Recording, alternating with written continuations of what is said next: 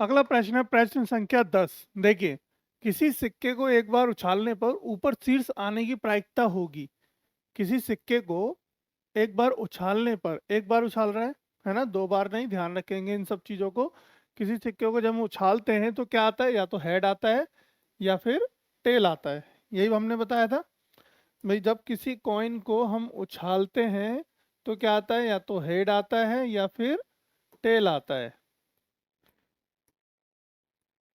और हेड को ही हम क्या कहते हैं, चित कहते हैं, और इसको पट कहते हैं, टेल को, है ना।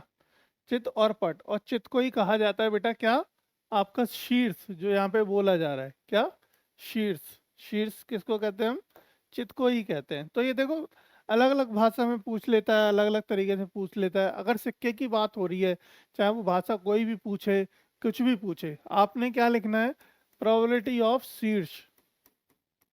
ठीक है, प्रोबेबिलिटी ऑफ शीर्ष क्या होगी भाई, किसी सिक्के में अनुकूल परिणाम कितने होंगे, एक, यानी शीर्ष कितना होगा, एक, और कुल परिणाम कितने होंगे, दो।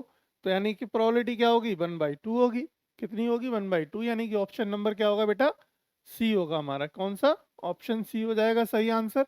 तो जो दे रखा है वो लिख दो। अब यहाँ पे शीर्ष दे रखा हो, चाहे हेड दे रखा हो, चाहे टेल दे रखा हो, कुछ भी दे रखा हो, हमेशा क्या होगा हमारे पास, एक सिक्के के अंदर जो प्रोबेबिलिटी आएगी, यानी कि जो प्रायिकता आएगी, वो 1/2 ही आएगी, है ना।